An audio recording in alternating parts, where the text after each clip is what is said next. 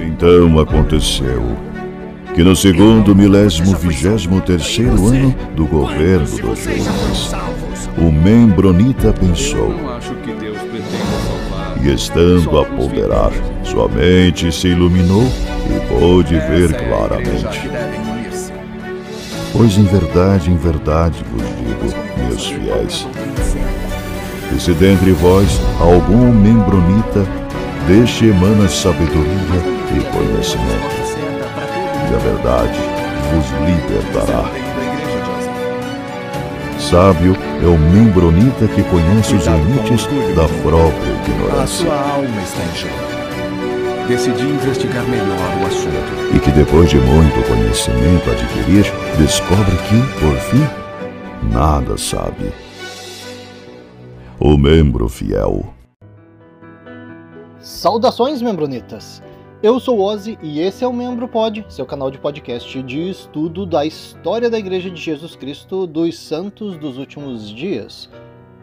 Tem um site interessante que eu tenho pesquisado algumas informações, na verdade é em inglês. É uma página no YouTube, se chama Saints Unscripted. Eles abordam bem esse assunto da história da igreja, fazem alguns estudos, tem bastante material audiovisual também. Então peguei algumas informações lá. Eles falam, né, sobre Brigham Young. Então, Brigham Young a gente sabe, foi, segundo o presidente da igreja, teve algumas ações bem controversas. E uma delas é essa expiação de sangue, esse pacto de sangue. Você fez alguma coisa errada? Uma forma de pagar por isso é com o seu próprio sangue. Nesse canal eles levantam até essa questão, né? Se um profeta ele é chamado por Deus para passar a profecia para o povo, quando ele vai lá no púlpito, o que ele fala é doutrina. Sim, ele é uma pessoa mortal, com defeitos, mas de qualquer forma ele não é uma pessoa qualquer, ele é uma pessoa escolhida por Deus para guiar o povo, ele vai chegar e vai passar uma doutrina. Pois é. Teve uma situação que o Brigham Young chegou a dar um discurso pro povo, então ele chegou, deu um discurso tal de manhã, e de repente à tarde, quando ele foi continuar o discurso, ele falou, ó, agora quem tá falando não é Brigham Young, é o Senhor, e daí deu um outro discurso totalmente oposto ao que ele tinha ensinado de manhã. Então assim, o que esse cara tem na cabeça? O próprio B.H. Roberts, que a gente já viu, um historiador da igreja, ele era presidente do Quórum dos 70, ele que revisou o History of the Church, muito material da igreja foi ele que resumiu e produziu. O B.H. Roberts falou sobre Brigham Young, ele disse, até mesmo os líderes mormons expressaram ideias que são indefensáveis. E o próprio Brigham Young admitiu que ele tinha uma linguagem indisciplinada. Então assim, mais ou menos nessa época de Brigham Young, eles davam discursos religiosos com uma linguagem bem violenta, que era justo para chamar a atenção do pessoal. Hoje em dia até a gente vê em algumas religiões, sim, essa linguagem violenta, gritaria. Eles usavam, tipo, imagens agressivas para convencer as pessoas a se arrependerem. Então era bem comum aí no século XIX esse tipo de discurso. Totalmente oposto do que a gente vê hoje, do padrão da igreja hoje, né? Bom, um fato é que Brigham Young se identificava muito com o Velho Testamento, o Antigo Testamento. Inclusive, ele ficou conhecido como o Moisés americano, né? Por causa dessa viagem que ele fez aí para o oeste, carregando os membros com ele. Então, ele foi chamado de o Moisés americano. Ele gostava bastante do Velho Testamento. E a gente sabe que o Velho Testamento tem umas ideias bem agressivas. Por exemplo, a lei de Moisés tinha uma sentença de morte bem ampla para um monte de pecados, né? Se fez isso, vai morrer. Fez isso, vão te arrancar o olho. Se fez isso, vai ser apedrejado. Então, Brigham Young, ele expressava assim, a opinião dele bem conectada com as ideias do Velho Testamento. O problema desse comportamento é que a gente já tem um Novo Testamento, a gente já teve Cristo vindo e falando, cara, a lei de Moisés acabou, agora é isso, ó, ama teu próximo, fez um pecado, tá perdoado, se arrepende, entendeu? Acabou esse negócio de pena de morte, de apedrejamento, né? Você cometeu erro também, não vai apedrejar ninguém. Só que, pelo jeito, Brigham Young ficou estagnado lá no Velho Testamento. Dos 390 discursos que o Brigham Young tem no Journal of Discourses, Pelo menos 5 que foi encontrado ali falam sobre essa questão da expiação de sangue. Não expiação de Cristo, né? Esse pagamento por sangue, essa referência ao assassinato, para quem, por exemplo, quebra os convênios do templo, ou adultério, ou casamento interracial, né? O racismo. Bom, o B.H. Roberts, que a gente já fez um episódio sobre os estudos dele, a gente já viu que ele foi um cara muito estudioso, né? Ele era um historiador que produziu muito material para a igreja e, para mim, ele parecia um cara bem correto. Era muito dedicado com as questões da igreja, né? Tanto que era o presidente do Quórum dos 70, mas ao mesmo tempo também ele defendia muito a verdade. Tanto que ele entrou em muito conflito religioso porque simplesmente é um absurdo a história da igreja. Então, se o B.H. Roberts disse que muitas das ações, das declarações do Brigham Young são, assim, indefensáveis, né? Tipo, é um absurdo. Quem sou eu para dizer o contrário? Bom, mas o canal aqui, Saints Unscripted, eles falam, olha, né? Tem um monte de história, tem um monte de registro de ações sobre essa questão aí da expiação de sangue, o pessoal pagar os pecados dele com sangue. Então, assim, tem muita coisa registrada, mas não tem, assim, nenhuma evidência muito real sobre essa questão, né? Tipo, que prove, Brigham Young fez isso. Então, eles deixam bem claro, ó, né? Vocês peguem essas informações, façam a análise de vocês, tá certo? O que o B.H. Roberts falou sobre essa questão da expiação de sangue, ele disse assim, felizmente, as sugestões aparentemente feitas nas palavras excessivamente zelosas de alguns líderes nunca foram postas em prática. Então, ele verificou sim que os líderes da igreja davam essa ideia, pô, vamos pagar o pecado aí com sangue, vai morrer. Então, felizmente, ele falou, né, que isso não foi colocado em prática. A igreja nunca os incorporou em seu governo. Na verdade, teria sido uma violação da instrução divina dada na nova dispensação se a igreja tivesse tentado estabelecer tal procedimento. Ou seja, ele sabe que os líderes da igreja, profeta da igreja, deu essa instrução. Ele está dizendo aqui que ela nunca foi aplicada. Até porque se tivesse sido aplicada, estaria em contradição com outros ensinamentos da igreja. Vamos continuar nosso estudo para ver se ela nunca foi aplicada ou não.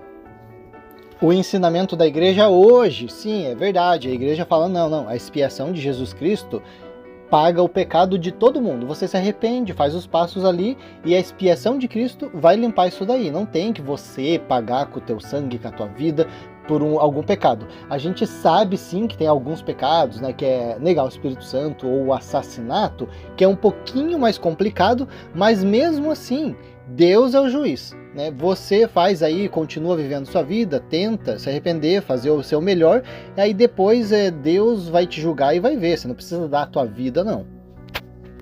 Vamos ver algumas frases que a gente consegue encontrar na história da igreja. No livro History of the Church, volume 5, página 296, Joseph Smith falou assim: eu me oponho ao enforcamento, mesmo que um homem mate outro. Eu atirarei nele ou cortarei sua cabeça, derramarei seu sangue no chão e deixarei a fumaça dele subir até Deus.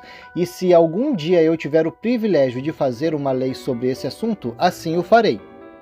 Tá? Material da igreja, History of the Church. Enforcamento? Ele não gosta. Mas atirar, cortar a cabeça? Tá ok. Olha, eu não sabia que o irmão de Joseph Smith tinha sido contra ele. Que história é essa? Tem um caso do governo que se chama Temple Lot Case. Então tem um registro sobre isso. E na página 98, o William Smith, que é o irmão de Joseph Smith, inclusive ele era apóstolo também, ele fez uma declaração assim: minha vida estaria em perigo se eu permanecesse lá por causa de meu protesto contra a doutrina da expiação de sangue e outras novas doutrinas que foram introduzidas na igreja. Talvez foi depois da morte de Joseph. Brigham Young, no Journal of Discourses, volume 2, página 179, ele falou isso lá em 1855. Ele disse assim: vou te dizer o quanto eu amo essas pessoas. Se eles tivessem algum respeito pelo seu próprio bem-estar, eles se apresentariam e diriam: quer Joseph Smith fosse um profeta ou não, derramamos seu sangue e agora vamos espiá-lo. e eles estariam dispostos a ter suas cabeças cortadas, para que seu sangue corresse pelo chão e sua fumaça subisse diante do Senhor como um incenso por seus pecados. Agora, lá no volume 4 do Journal of Discourses, na página 219, Brigham Young continuou: o tempo se aproxima em Israel sob a lei de Deus, a lei celestial, aquela que pertence à lei celestial, pois é uma das leis deste reino onde nosso Pai habita, que, se um homem for considerado culpado de adultério, ele deve ter seu sangue derramado, e isso acontecerá. O que? Brigham Young? Eu li umas histórias sobre adultério relacionado a Vossa Senhoria? Olha, eu tô interessadíssimo nesse pagamento de sangue derramado aí que o senhor tá aplicando para os adúlteros. Aí, para se explicar sobre essa questão, pô, né, Jesus Cristo é paz e amor, mas a gente está falando de pagar com a sua vida. Então, Brigham Young teve uma tentativa de explicar isso lá no Deseret News, de 16 de abril de 1856. Ele falou assim: você ama seus irmãos e irmãs da mesma forma quando eles cometem um pecado que não pode ser expiado sem o derramamento de sangue? Você amará esse homem ou mulher o suficiente para derramar o seu sangue? É isso que Jesus Cristo quis dizer. Né? Quando Jesus Cristo falou ama o seu próximo, é isso que ele quis dizer. Você tem que amar ao ponto de matar essa pessoa para que ela possa pagar pelos pecados dela. Mas ele continuou: qualquer um de vocês que entende os princípios da eternidade, se você cometer um pecado que exige o derramamento de sangue, você não ficaria satisfeito nem descansaria até que seu sangue fosse derramado para que você pudesse obter a salvação que deseja. Essa é a maneira de amar a humanidade. Mas voltando um pouco, né, que esse Journal of Discourse está em ordem cronológica. Então lá no volume 1, na página 83, Brigham Young está falando assim: eu digo, em vez de os apóstatas continuarem aqui, vou desembainhar minha faca e conquistar ou morrer.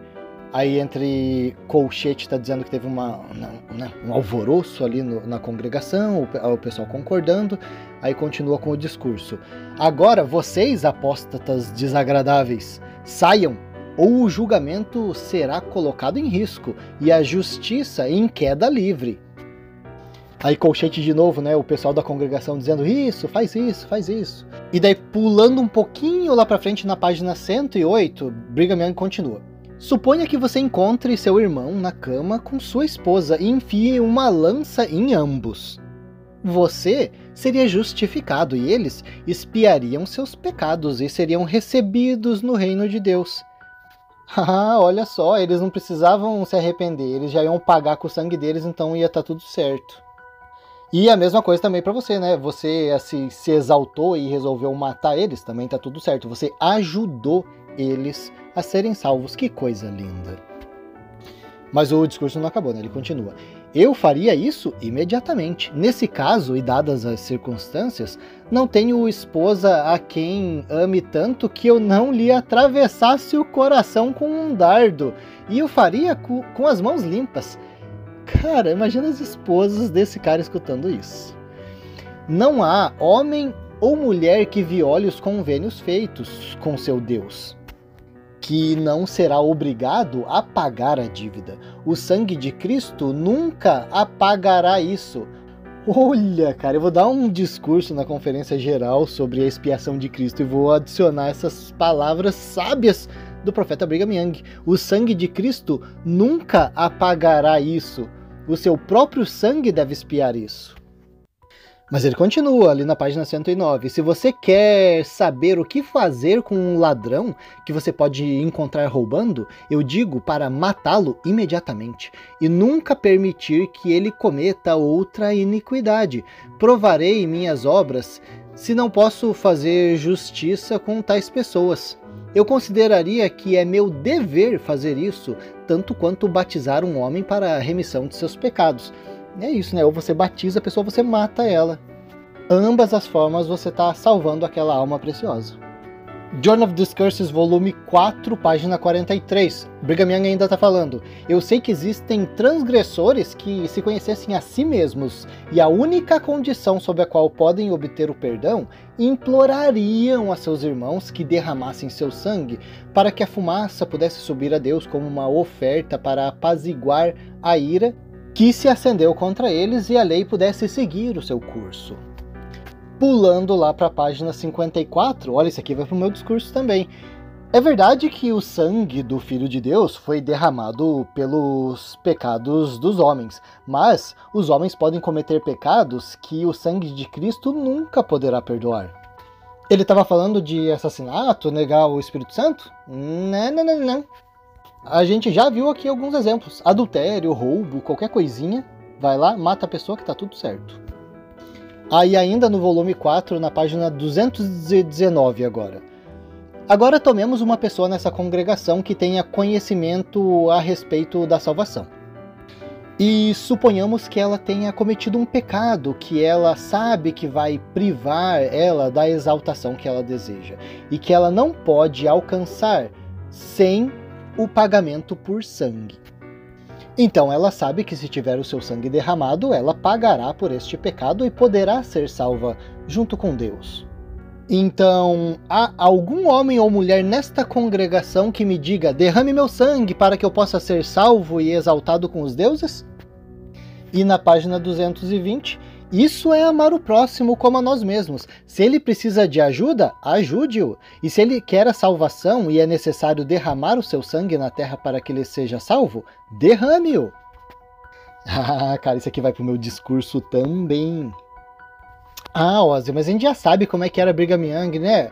Não tem problema, vamos falar de Heber C. Kimball então, aí ainda nesse Journal of Discourses volume 4, na página 375, pelo jeito era o assunto da conferência geral. Se os homens se tornarem traidores de Deus e de seus servos, seu sangue certamente será derramado, ou então serão condenados, e isso está de acordo com os seus convênios. John Taylor, lá pra frente, daí no Journal of Discourses volume 10, página 114, não é totalmente compreendido por que foi necessário que Jesus Cristo deixasse os céus, viesse para a terra, oferecer-se em sacrifício. O motivo da necessidade de ele derramar seu sangue é aparentemente um mistério. Que pecados do mundo ele tirou? Dizemos que foi o pecado que Adão cometeu. Cara, Journal of Discourses, profeta John Taylor. E isso aqui com certeza vai para o meu discurso também. Tem um livro que a gente já citou aqui anteriormente, que é o The Seer, que na tradução seria o vidente. Foi escrito pelo apóstolo da igreja Orson Pratt. Na página 223, vamos ver o que ele diz? O povo de Utah é o único nessa nação que tomou medidas eficazes para prevenir adultério e ligações criminosas entre os sexos. A punição para esses crimes é a morte, tanto para os homens quanto para as mulheres. E essa lei está escrita nos lares e impressa nas mentes de todo o povo. Vamos voltar ali para o Journal of Discourses, no volume 4 ainda, página 49. Isso aí, ó, era a época que tava esses discursos aí de pena de morte. Então agora o apóstolo Jebediah M. Grant, que era o segundo conselheiro de Brigham Young, ele disse assim: eu digo a homens e mulheres que eu aconselharia a irem imediatamente à presidência da igreja e pedir-lhes que nomeassem um comitê para cuidar de seus cuidados. Então escolha um lugar e deixe aquele comitê derramar seu sangue. Temos entre nós pessoas que estão cheias de todo tipo de abominações. Estes precisam que seu sangue seja derramado, pois a água não serve. Seus pecados são uma tinta muito profunda, né? O batismo não vai limpar isso aí, o teu sangue precisa limpar isso aí. Acredito que há muitos, e se eles violam os convênios, precisamos de um lugar designado onde possamos derramar seu sangue. Irmãos e irmãs, queremos que vocês se arrependam e abandonem seus pecados. E vocês... Cara. E vocês que cometeram pecados que não podem ser perdoados pelo batismo, deixem seu sangue ser derramado e deixem a fumaça subir, para que o incenso dele... Eu acho que eles achavam que o sangue fazia fumaça, não é possível. Para que o incenso dele possa subir diante de Deus como expiação por seus pecados, e para que os pecadores em Sião possam ter medo. Olha a doutrina do medo aqui sendo explicitamente comentada. E esse mesmo Jebediah, no Deseret News, lá em 27 de julho de 1854, ele falou assim: não mataríamos um homem, é claro, a menos que o matássemos para salvá-lo. Cara, eu tô só pensando, eu já fiz o estudo da história da igreja, já vi quanta sujeira tem, e cara, toda essa passação de pano pra matar uma pessoa, cara, eu imagino o que não aconteceu naquela época, hein?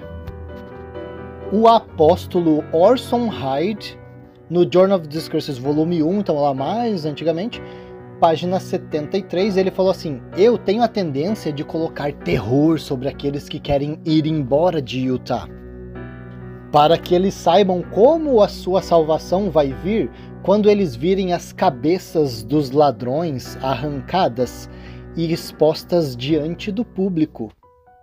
Acredito que isso é agradável perante os céus para que possamos santificar e tirar esses assuntos do meio de nós. Olha só, botando medo no pessoal. Agora a questão é, por que o pessoal quer ir embora de Utah? O que está acontecendo? Não, vocês não podem ir embora não. Aqui, a gente vai colocar umas cabeças expostas aqui para vocês verem o que acontece com quem quer sair. Não, esse sentimento, não pode ter esse sentimento aqui, tem que ficar. Né? Journal of Discourses, um apóstolo da igreja falando. Aí teve um outro apóstolo da igreja, o Amasa M. Lyman, no Journal of Discourses, volume 7, página 299, ele falou assim: podemos falar sobre os homens sendo redimidos e pela eficácia do sangue de Cristo, mas a verdade é que o sangue de Cristo não tem eficácia para lavar os nossos pecados. Isso deve depender da nossa própria ação. Eu não acho que ele está falando sobre a ação do arrependimento. Baseado aqui em todo esse contexto que eu estou estudando, né? Essa ação seria, no caso, derramar nosso próprio sangue.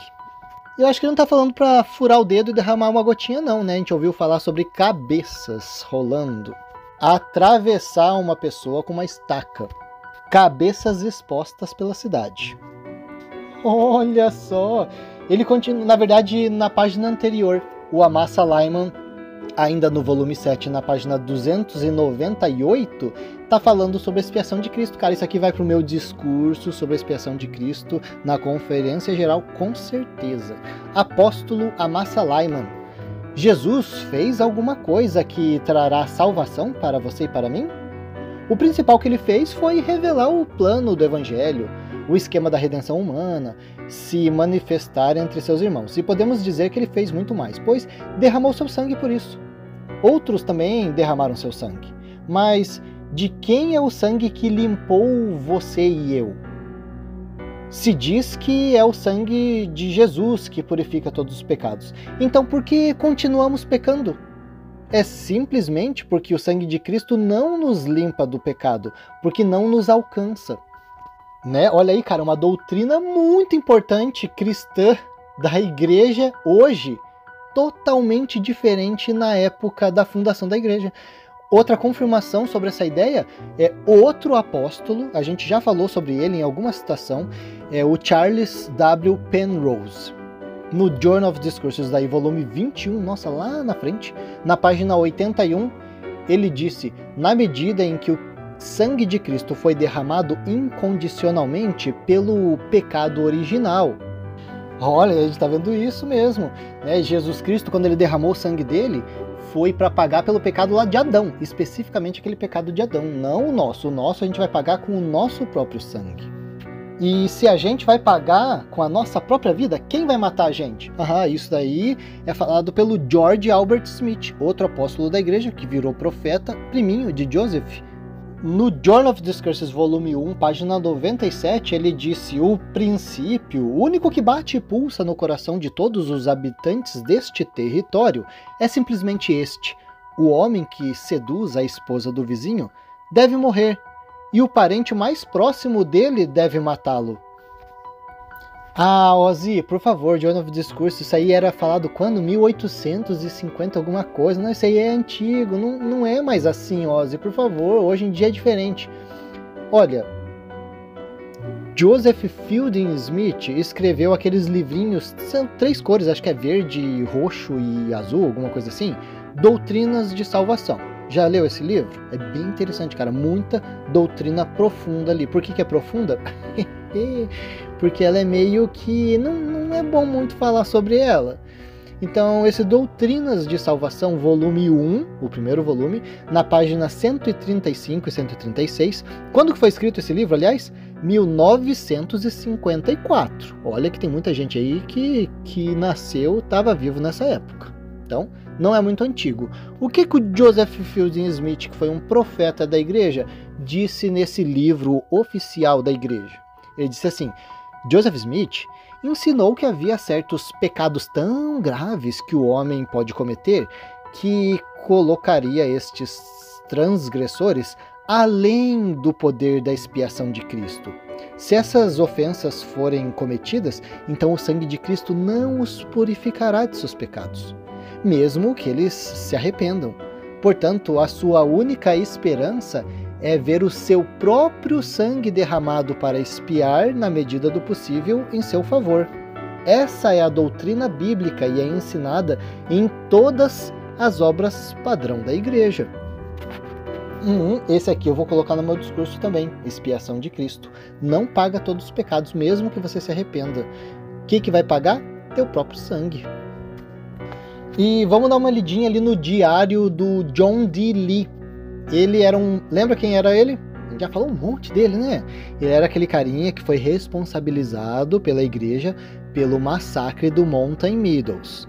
Ele também foi membro dos Danitas, a gente já falou isso no nosso episódio dos Danitas, e uma informação interessante que inclusive eu descobri quando eu assisti o filme September Dawn, que é sobre o Mountain Meadows, o massacre, foi dito ali que ele era filho adotivo de Brigham Young. Pois é, então ele era um elder da igreja, filho adotivo de Brigham Young, membro dos Danitas, escreveu no diário dele o seguinte: os Mormons acreditam na expiação de sangue. É ensinado pelos líderes e acreditado pelo povo que o sacerdócio é inspirado e não pode dar ordens erradas. Todos os membros já ouviram falar sobre essas coisas, e eu estou com a igreja desde os dias sombrios lá no condado de Jackson. Todos sabem que a autoridade do sacerdócio que ordena é a única parte responsável, e o Danita, que mata, apenas um instrumento. Portanto, não comete mal nenhum. A pena com a morte é uma pena por se recusar a obedecer às ordens do sacerdócio. Eu sabia que muitos homens foram mortos em Nauvoo pelos Danitas. Naquela época era a regra que todos os inimigos do profeta Joseph fossem mortos. E conheço muitos homens que foram discretamente afastados por ordem de Joseph e seus apóstolos enquanto a igreja estava lá. Sempre foi uma doutrina bem compreendida da igreja que é certo e louvável matar uma pessoa que fala mal do profeta. Essa doutrina foi rigorosamente seguida em Utah. Bom, diário do John D. Lee não é um material oficial da igreja, mas se a gente comparar isso com o restante do que a gente acabou de ler no Journal of Discourses, doutrina de salvação, livros, relatos de apóstolos da igreja, a gente vai ver que tá batendo. Pois é, inclusive lembra, acho que a gente já citou o quê? No episódio sobre os Danitas, talvez, a história daquela senhora Bullock, que ela fala ali, meu marido, ele não era membro da igreja, mas ele era um bom homem e tal, e ele fazia as coisas certinho e tal, mas daí ele fez alguma coisa que a igreja não gostou, e ele até queria ir embora de Utah, porque ele sabia que iam matar ele, mas acabaram encontrando ele no caminho e mataram. O que ela disse? Ela disse assim, eles matam aqueles que cometem pecados grandes demais para serem expiados de qualquer outra forma. A história dessa mulher foi registrada ali por Mary Etty Smith no livro Mormonism, Its Rise, Progress and the Present State. Foi escrito lá em 1858, até um livro de época, página 273. E se vocês lembram, esse carinha que matou o marido dela se chamava William Hickman, né, o Bill Hickman. Ele era um dos Danitas. Ele escreveu aquele livro O Anjo Destruidor de Brigham Young. Na página 284, foi dito assim: foi um dos focos do fanatismo e presumo que ali tenham sido mortos mais homens em proporção à população do que qualquer outra parte de Utah. Naquele assentamento, era morte certa dizer uma palavra contra as autoridades, sejam elas altas ou baixas. Bom, se vocês acham que isso não influencia em nada a cabeça do membro da igreja, cara, no Salt Lake Tribune, 5 de novembro de 1994, cara, recente, teve um carinha chamado James Edward Wood. Ele foi condenado por ter matado várias crianças lá em Idaho, em Pocatello. E o que a defesa dele, né, os advogados de defesa estavam alegando é que os líderes da igreja e a doutrina da igreja tinham influenciado a mente dele sobre essa questão de derramamento de sangue. Eles afirmaram que esse carinha, o James, era fanático religioso, que ele acreditava nessa questão aí da expiação de sangue, então por isso que ele tinha matado essas criancinhas. O bispo da igreja, obviamente, excomungou esse James, né? Tipo, bem, a igreja realmente não ensina a gente a matar. Mas, cara, esses ensinamentos estão registrados, sim, fizeram parte da igreja por muito tempo. E, inclusive, né, o que eles citaram nesse julgamento aí do James é que os rituais secretos do templo ainda envolviam, na época, né, em 1990, que, né, nos anos 90 que foi alterado isso no templo.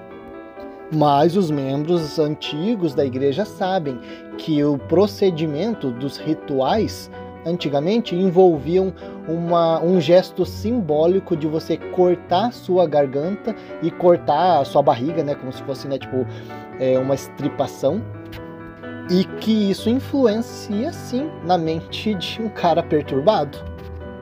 E para vocês terem uma ideia de quão absurdo, cara, quão bagunçado e contraditório é a doutrina da igreja, tem um livro que a gente já citou, que é o Dialogue, A Journal of a Mormon Thought. Né? É tipo o Diálogo, um diário do pensamento mormon. No volume 15, na página 93, fala assim: a doutrina afirma que aqueles que cometem certos pecados graves, como homicídio, quebra de alianças, colocam-se além do sangue expiatório de Cristo. E a única esperança de salvação é ter o seu próprio sangue derramado como sacrifício expiatório. Em seus escritos, Joseph Smith apenas sugeriu essa doutrina. Brigham Young a negou e depois afirmou sucessivamente. Joseph F. Smith a defendeu ardentemente. E anos mais recentes, Hugby Brown a repudiou. Lembra quem que era esse Hugby Brown? Era o carinha que tava ali, forçando a barra para acabar com o racismo na igreja. A gente falou sobre ele, ele tava pegando firme. E então ele aqui, de novo, né, sendo contra essa ideia aí de pagar pelos pecados com o próprio sangue.